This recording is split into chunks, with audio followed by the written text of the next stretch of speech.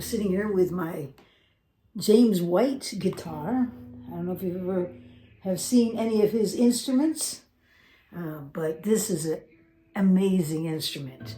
And it just plays, it rings out. Right now I have it linked into my Bose. I'm linking it in through a wireless adapter. And I also have a Shure mic right here, pick up my voice, but I know it's picking up some of the guitar too, because I can see it firing on the amp. But the sound, you can't beat it. I mean, it's just amazing. For just fingerstyle or strumming. And today we're going to be doing some rhythm guitar, using some power chords, and it just sounds amazing on this guitar. I mean, I'm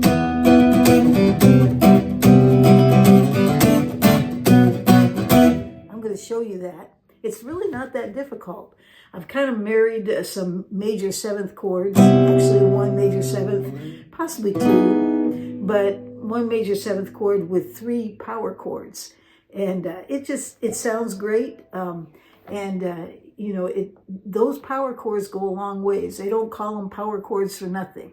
They're very powerful. Because you can play them open, and they just ring out.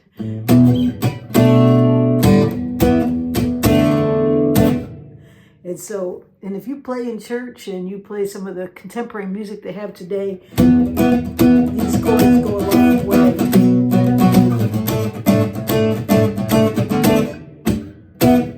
So we're going to talk about them, and I've talked about power chords before, but I just thought I'd show you a progression with them that brings in a major seventh chord, a C major seventh chord, along with it. So with that, let's just get started.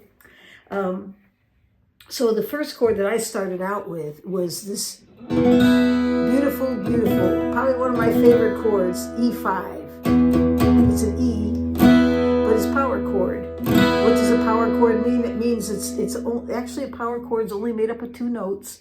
And if you know anything about chords, you have you have to have 3 notes. But for a power chord, it's 2 notes, the 1 and the 5. You skip the 3.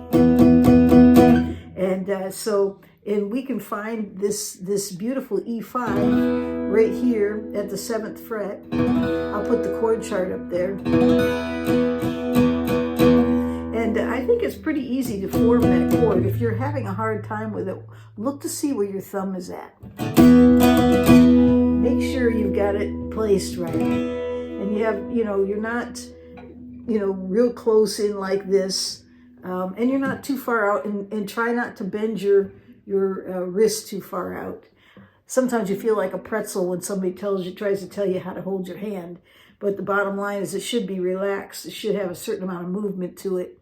And you don't want to flex too far out because you can injure yourself.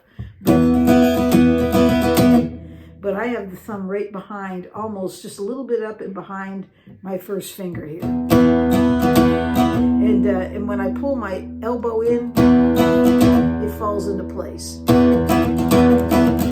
without a lot of problems. And I have small hands, so if you're having problems, it's not because of small hands, because I don't think you get much smaller. Well, maybe you do. Maybe if you're, a child, I can see it. But this is a standard scale. This is not a short scale by any means. And so if you have a short scale, you'll find it a lot easier. So there we have it. There's the E. That's our first chord. So we start with that chord. Down, up, down, up, down, up, down, up, down, down, down, up, down, up, down, down. I don't know. You kind of have to find your own groove with that.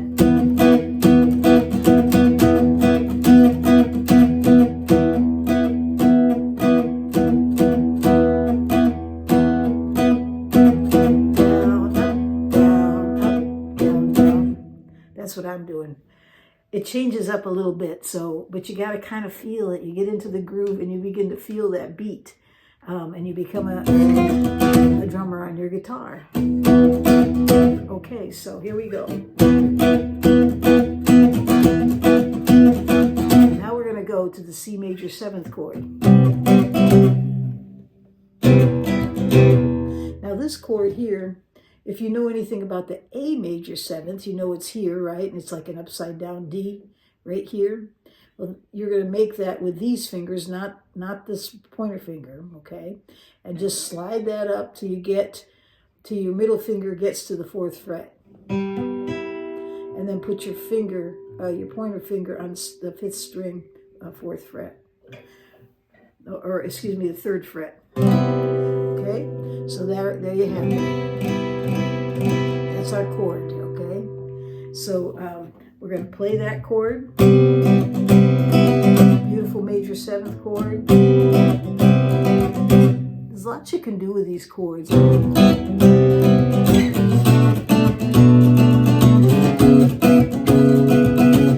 I mean, I'm getting away from, but I'm just showing you that chord can bring a lot of different places where you can go with it. And in this case, we're going from the E5 to the C major 7th to a D5.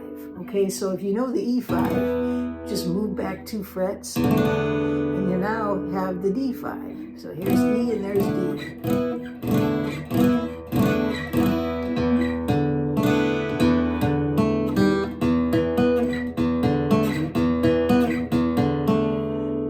So there we have it. So there's the D and the E. So we got this so far. D.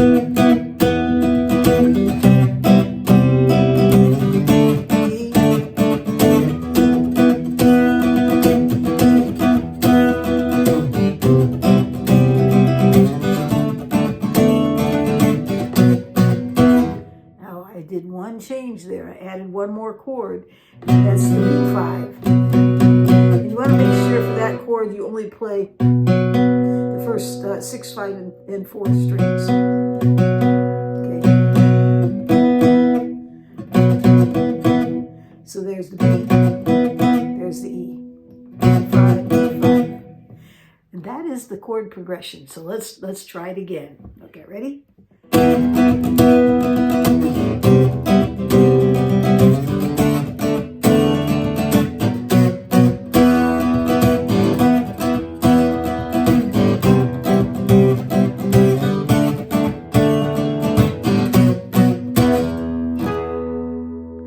What I did there was this shape at the 7th fret, okay? And that would be, let's see, if that's C, C to B, and C to D, then you go to E. So that's E major 7th. I almost forgot it. Okay, so there we have it. So.